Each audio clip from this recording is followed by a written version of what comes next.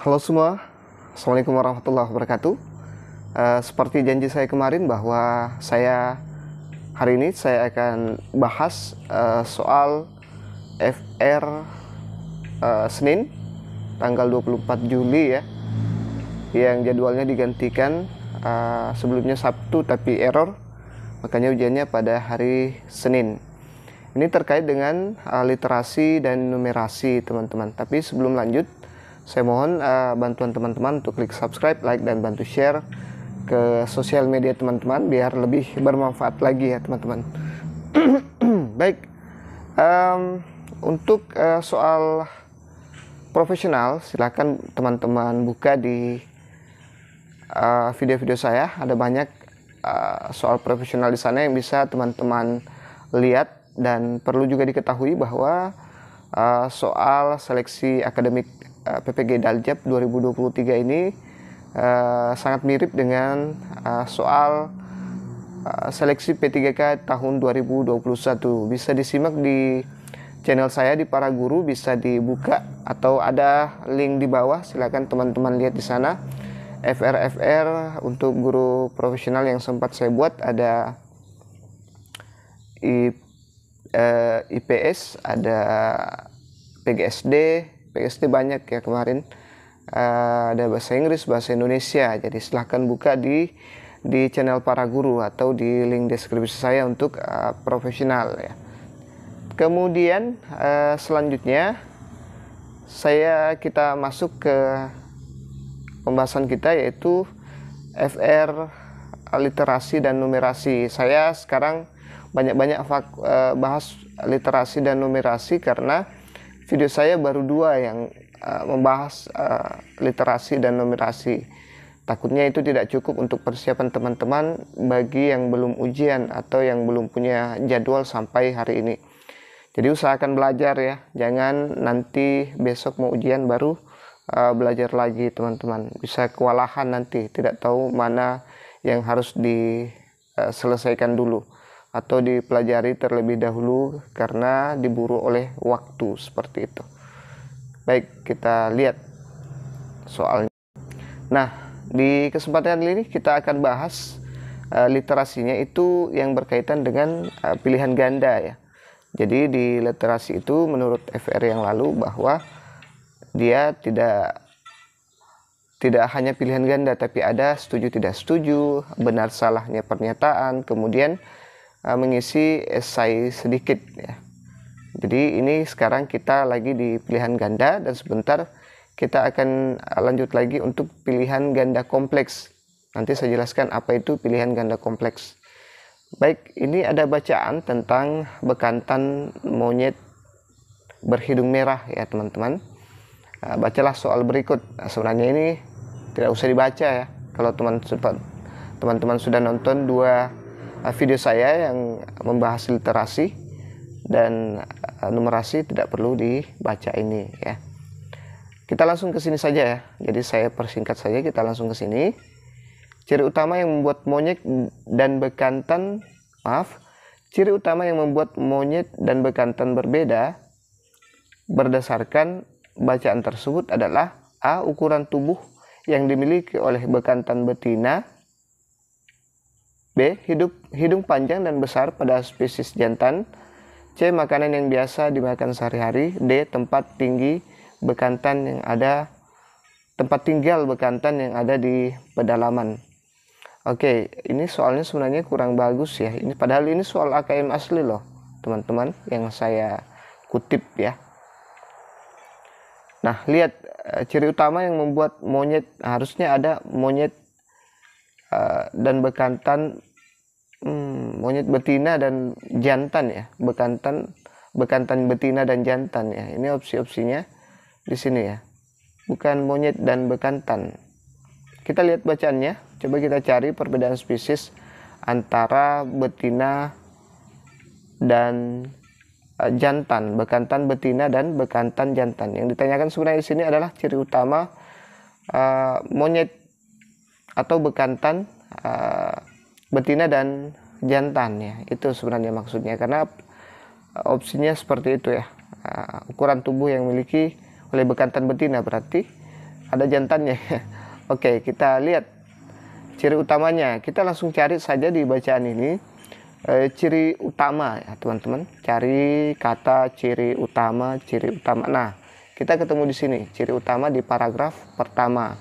Bisa jadi di soal asli itu lebih panjang lagi, kadang sampai penuh layar laptop atau komputer. Ini juga sebenarnya kalau saya tulis secara teks, saya ambil teksnya dengan tanpa mengcutting, tanpa memotong, itu bisa jadi banyak juga kelihatannya ya. Tapi saya minimalis ya.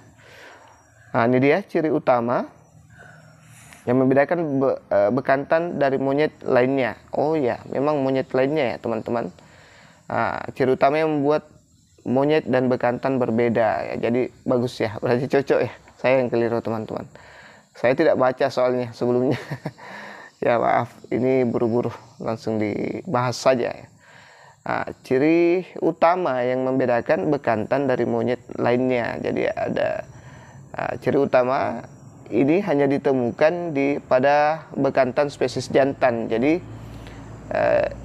ciri utamanya hanya ditemukan di bekantan spesies jantan ya. Hidung bekantan jantan begitu besar yang terlihat menggantung di atas mulut. Jika ingin makan, si jantan ini harus mendorong hidungnya keluar dari mulut agar dapat meletakkan makanan ke dalam mulut mereka. Jadi cepat ya, kita langsung bisa jawab dengan cepat, apalagi kalau kita baca tidak seperti saya membaca ya, agak cepat. Jadi kita tinggal lihat, ternyata ciri utamanya adalah hidung panjang dan besar pada spesies jantan. Jadi ya jawaban yang tepat adalah opsi ini ya, opsi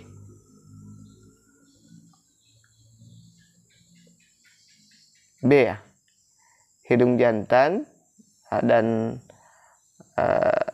hidung panjang dan besar pada spesies jantan. Ini sama dengan kalau kita lihat sama dengan dia mirip dengan bule ya. Hidungnya besar dan panjang, sama dengan bule. Bisa dikatakan monyet bule seperti itu teman-teman. Oke, ini dia. Nah, itu. Oke, kita langsung saja ke soal berikutnya. Ini tadi adalah contoh soal yang pilihan ganda. Sebenarnya ini bisa beberapa soal ya. Dalam satu bacaan itu beberapa soal biasanya. Karena saya pernah jadi proktor, sekaligus pernah juga jadi teknisi untuk ANBK. Kita lihat soal yang berikutnya.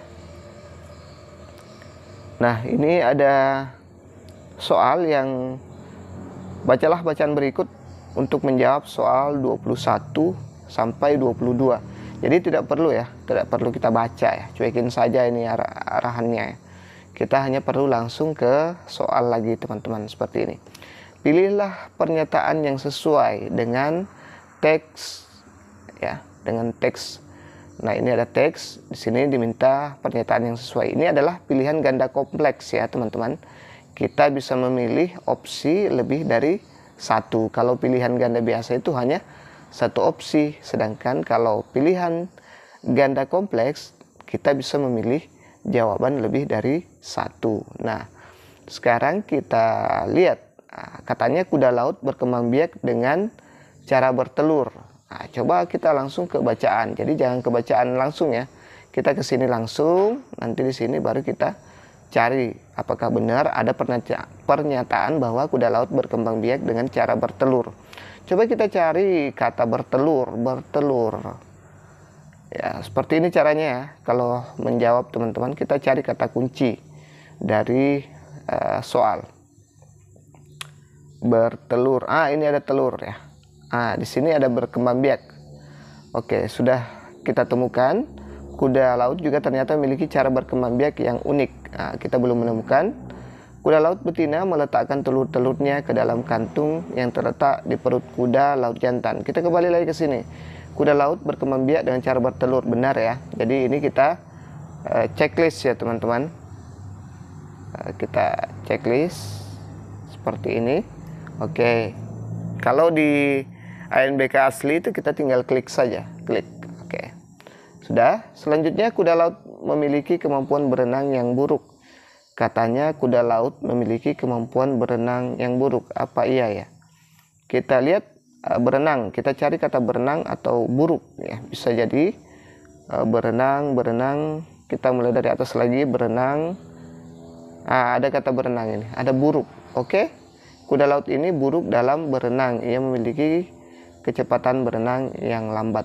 Katanya kuda laut memiliki kemampuan berenang yang buruk. Ya, oke, benar ya. Ada ya di teks. Jadi kita centang lagi. Kalau di ANBK aslinya itu atau di ujian aslinya itu kita tinggal klik. Selanjutnya, kuda laut memiliki bentuk kepala seperti kuda dan memoncong yang pipih. Coba kita lihat. Kita cari kata kepala dan kuda. Kepala. Oh, ini dia, ada kuda ini. Oke. Ukuran tubuh kuda laut. Ini juga ada kuda ya. Oh ya, ini dia.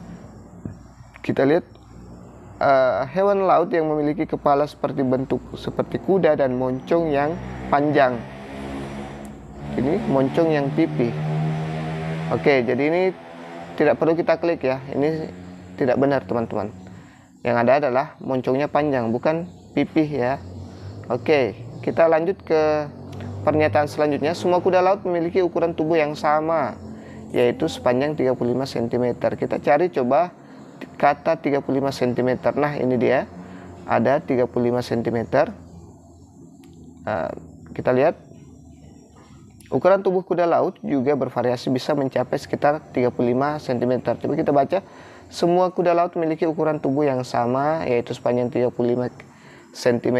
Nah, ini salah ya teman-teman. Jadi tidak perlu kita pilih atau kita centang, karena di sini memang sama-sama ada 35 cm, tapi di teks dia bisa mencapai sekitar 35 cm. Berarti ada yang di bawah ukuran 35 cm ya, bermacam-macam ukuran, hanya maksimal sampai 35 km, sedangkan centimeter ya, besar banget ya kilometer. Nah, selanjutnya di sini, kalau di sini dia ratakan ya, semua kuda laut memiliki ukuran tubuh yang sama. Berarti ini salah ya teman-teman. Nanti kalau teman-teman sudah terbiasa itu akan cepat. Ini beda karena saya lagi menjelaskan jadi lama ya. Tapi kalau sedang menjawab soal ini akan cepat sekali. Oke, selanjutnya kuda laut jantan membawa telur-telur mereka kemana saja mereka pergi. Apa iya seperti itu? Coba kita lihat telur-telur lagi. Kita cari lagi telur-telur. Nah, ini dia. Kita cari kata telur. Ini ada beberapa kata telur ya. Nah, coba kita lihat ini. Ini kan sudah kita baca tadi. Sedangkan kita lanjut ke sini. Kuda laut jantan juga membawa telur-telur itu kemanapun ia pergi. Berarti cocok ya. Kuda laut jantan selalu membawa telur-telur mereka kemana saja mereka pergi. Berarti ini kita klik juga ya. Akan muncul tanda centang seperti ini kalau kita klik. Oke, seperti itu teman-teman. Nah, selanjutnya ada soal uraian. Mengapa kuda laut memiliki kemampuan berenang yang buruk? Jadi kita bisa kasih alasannya dengan melihat teks yang ada di sini ya. Ini kita kembali ke sini teman-teman. Maaf, kursor saya hilang. Nah, nih buruk dalam berenang ya. Kita bisa langsung ambil saja sepotong dari sini. Yang penting ada jawabannya ya. Maksimal 100 karakter. Saya tidak tahu kalau di NBK yang sekarang di literasi numerasi untuk seleksi PPG ya. Yang jelas ini adalah soal asli AKM ya, ANBK ya. Ini ia memiliki kecepatan berenang yang sangat lambat. Nah, kenapa dia dikatakan buruk? Karena dia sangat lambat ya. Bisa juga kita tambah ini disebabkan oleh lalalala dan seterusnya sampai minimal karakter yang dibutuhkan. Seperti itu teman-teman. Semoga jelas ya.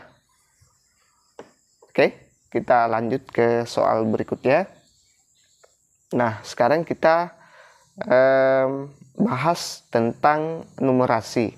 Nah, kemarin katanya di numerasi itu ada menghitung jarak dibuat dalam soal cerita ya, dibuat dalam soal cerita. Dia jaraknya ke Candi Borobudur ya, tapi saya tidak menemukan soal yang mirip dengan Candi Borobudur. Jadi kita bahas saja jarak. Intinya adalah bagaimana kita bisa menghitung jarak, teman-teman. Baik, kita lihat Budi bersepeda selama 1/2 jam atau 1,5 jam ya, dengan kecepatan rata-rata 15 km per jam. Jarak yang telah ditempuh Budi adalah titik-titik kilometer. Nah, A 18 km, B 20 km, C 22 km, D 22,5 km. Nah, kira-kira yang mana jawabannya, teman-teman? Baik, kita langsung bahas ya. Kita lihat. Ini kalau saya, teman-teman, saya suka menggunakan rumus yang ini ya untuk jarak, kecepatan, dan waktu. Kalau yang ditanyakan jarak atau kecepatan maupun waktu, ini segitiga ya, segitiga. Ada juga kreator bilang segitiga Jokowi. Ini ada jarak, kecepatan, waktu. Nah, cara menggunakannya itu seperti ini, teman-teman. Kalau kita mau cari jarak, kita tutup saja ya, kita gambar segitiga seperti itu, JKW. Kemudian kita ya, kalau yang ditanyakan itu berarti ditutup ya, ditutup. Berarti rumusnya adalah kalau jarak yang ditanyakan ditutup jaraknya. Kemudian K kali W atau kecepatan kali waktu, seperti itu. Kalau kecepatan yang ditanyakan berarti yang ditutup adalah kecepatan. Jadi kita tinggal lihat tersisa dua saja, jarak per waktu ya. Jarak dibagi dengan waktu. Kalau waktunya yang ditanyakan, kita tutup lagi yang waktu. Semoga dipahami ini gambarnya, teman-teman. Saya tidak bisa membuat video tangan saya. Oke, kalau di para guru pernah saya buat ini videonya, tapi saya pakai kamera bawah ya, tangan aja yang main menghitungnya. Nah, ini kita tutup ini, kemudian yang ada tinggal jarak per kecepatan dibagi dengan kecepatan. Coba kita langsung saja lihat. Nih, ini ya rumusnya, tetap saya sertakan biar teman-teman tidak linglung ya. Oke, kita lihat. Diketahui, nah, waktu 1/2 jam ya. Ini dia 1/2 jam. Kemudian kecepatan itu 15 km per jam ya. Ini dia kecepatannya 15 km per jam. Nah, sekarang yang ditanya adalah jarak. Berarti kalau jarak yang ditanyakan, kita tutup J-nya ya. Berarti rumusnya adalah kecepatan dikali dengan waktu. Nah, ini dia, kecepatan dikali dengan waktu. 15 kali 1/2. Hasilnya adalah 22,5 km ya. Kalau bingung teman-teman kenapa bisa hasilnya seperti ini disederhanakan dulu ya. Disederhanakan dulu menjadi, ini kan pecahan campuran, ada 1 dan ada 1/2. Harusnya ini digabung saja dijadikan saja dulu, disederhanakan menjadi pecahan biasa. Cara menyederhanakannya adalah mengali dulu yang 1 ini ke penyebutnya, ke bawah sini ya, dikali baru ditambah dengan 1. Contoh, kita mau seperti ini ya. Maaf, kursornya agak rusak ini, saya paksakan teman-teman biar teman-teman paham. 1/4 ya, 1/4. Nah, seperti ini. Ini kalau kita mau sederhanakan, kita kali dulu 2 kali 4 baru ditambah dengan 1, jadi 9/4. Nah, maaf, ini kursornya kacau teman-teman, sangat keras ditindis ya. Jadi 9/4. 2 ini 2/1/4. Kalau mau disederhanakan dikali dulu 2 kali 4 ditambah 1. Jadi 2 kali 4 8 tambah 1 9. 9/4 sama dengan ini. Ini jadinya 1 kali 2 ditambah 1 itu 3/2 ya. 3, maaf ya, 3/2. 3/2. Nah, kalau kita kali ini 15 kali 3 itu kan 45 teman-teman, dibagi 2 itu sama dengan 22,5 km. Seperti itu teman-teman. Jadi saya harap bisa dipahami ya. Ini menyederhanakan dulu, baru kita dapat ini. Yang sampai bingung bagaimana cara menyelesaikan yang seperti ini teman-teman. Oke, gampang kan? Saya yakin bisa. Silahkan berkomentar kalau misalnya masih bingung teman-teman. 3/2 kalau disederhanakan 1/2 dijadikan pecahan biasa. Ini kan pecahan campuran. Jadi 1 dikali 2 ditambah 1 sama dengan ini. 2 dikali 4 ditambah 1, 9/4. Oke, jelas ya. Kita lanjut. Jangan ribut dulu nak. Kita lihat soal yang berikutnya, masih terkait dengan jarak, kecepatan, dan waktu ya. Siapa tahu nanti teman-teman yang lain malah yang ditanyakan bukan jarak ke Candi Borobudur, tapi waktu atau kecepatannya. Kita lihat, Joko pergi ke rumah paman. Jarak rumah Joko dan rumah paman 120 km. Jarak tersebut ditempuh Joko dengan sepeda motor berkecepatan rata-rata 40 km per jam. Bila Joko berangkat dari rumah pukul 8, maka ia sampai di rumah paman pukul. Nah, teman-teman bisa coba soal ini, bisa coba jawab kalau teman-teman mau ya. Nah, untuk tadi menggunakan rumus segitiga itu ya, segitiga yang saya pakai tadi, yang saya sudah perlihatkan teman-teman. Bisa teman-teman coba dulu, baru lanjut ke pembahasan. Coba pause dulu videonya ya, kalau teman-teman mau. Baik, kita langsung lihat soalnya. Nih pembahasannya, ini ada, saya tetap sertakan ini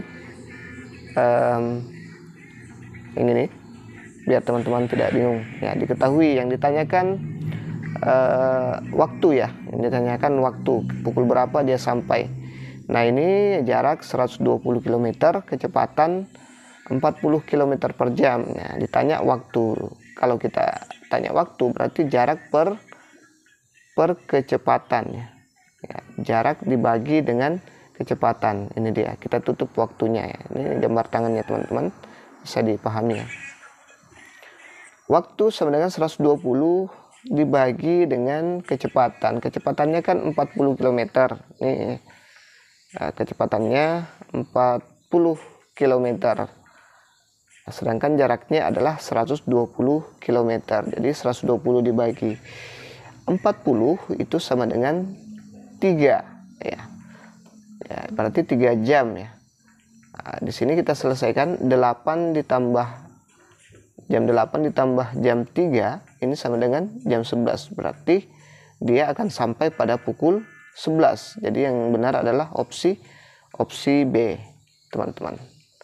Kalau kita mau menghitung manual juga bisa ya. Kalau misalnya kita sudah dapat ini 3 jam, tinggal kita hitung saja 8 ya. Dia berangkat jam 8, mana tadi? Nih, jam 8. Kita langsung hitung manual, 1, 2, 3. 8, 9, 10, 11. 3 jam. Sama aja ya. Oke, tapi ini cara yang bagus juga. Jadi kita simpel saja, jam 8 ditambah jam 3. Ini kalau dapat berapa jam? Kalau jam 1 ya jam 1 kita tambahkan di sini. Kalau 1 jam 1 di sini. Kalau 2 jam 2 di sini. Kita tambah jadi berapa? Oke. Paham ya? Semoga dipaham teman-teman. Nah, sekarang ini soal yang menanyakan waktunya. Apa tadi? Waktu tadi ya. Kalau tadi jarak sudah. Kemudian waktu, ini kecepatan ya. Coba kita lihat. Jarak rumah Reno ke rumah nenek 60 km. Jarak tersebut dapat ditempuh oleh Reno selama 2/2 jam. Kecepatan Reno dalam bersepeda adalah Nah, kecepatan sekarang yang ditanyakan teman-teman. Boleh di pause dulu videonya baru dijawab seperti tadi ya. Baik, kita lihat sama-sama pembahasannya. Saya yakin teman-teman yang memang bergairah untuk belajar sudah jawab ini ya, sudah pause videonya. Ini rumusnya saya hadirkan lagi. Yang ditanyakan adalah kecepatan. Kalau kecepatan yang ditutup berarti jarak per waktu ya, J per W. Jarak dibagi dengan waktu. Kita lihat jaraknya berapa. Jarak 60 km ini ya, 60 km jaraknya nih. Kemudian waktunya adalah 2/2 jam. Ditanya kecepatan. Ini rumusnya, kalau kecepatan berarti jarak dibagi dengan waktu. Kecepatan 60 km dikali 2/2 jam. Ini disederhanakan dulu ya. Kalau dia di sini dia sederhanakan dulu menjadi 5/2. Saya yakin teman-teman masih ingat tadi bagaimana bisa dapat 5/2, atau kalau kita mau jadikan pecahan yang sederhana atau 2,5 jam ya teman-teman. Nih, lihat, saya jelaskan lagi sedikit. Ini 2 kali 2. Nih 2 kali 2 ditambah 1. 2 kali 2 4 ditambah 1 5. Jadi menjadilah 5/2 atau 2,5. Dia juga bisa jadi 2,5 per jam teman-teman, seperti itu. Nah, kalau dibagi berarti penyebut dan pembilang dibalik ya. Kalau di sini dia 5/2, kalau di pembagian pecahan harus dibalik, tapi tetap dikali, cuman dibalik ya. 2/5 tadi kan 5/2 dibalik karena ini pembagian ya. Harus dibagi sesuai rumus jarak dibagi waktu. Jadi ini dibalik 60 dikali 2/5 ya, karena ini pembagian makanya dibalik. Kalau perkalian dia tidak perlu dibalik, seperti itu teman-teman. Semoga dipaham di sini. Jadi dia dibalik 60 kali 2/5. 60 kali 2 atau 60 kali 2 itu sama dengan 120 dibagi 5 itu sama dengan 24 ya. Atau 60 dibagi 2,5 itu sama dengan 24 km per jam. Seperti itu teman-teman. Oke, jadi jawaban yang tepat adalah opsi C ya teman-teman. Mudah-mudahan bermanfaat. Itu saja dulu yang sempat saya share. Kalau ada pertanyaan bisa ditanya di kolom komentar. Dan saya berharap teman-teman ramai-ramai berkomentar biar lebih seru lagi belajarnya ya. Oke, semoga bisa membantu. Lebih dan kurangnya mohon dimaafkan. Assalamualaikum warahmatullahi wabarakatuh. Sampai ketemu di video selanjutnya.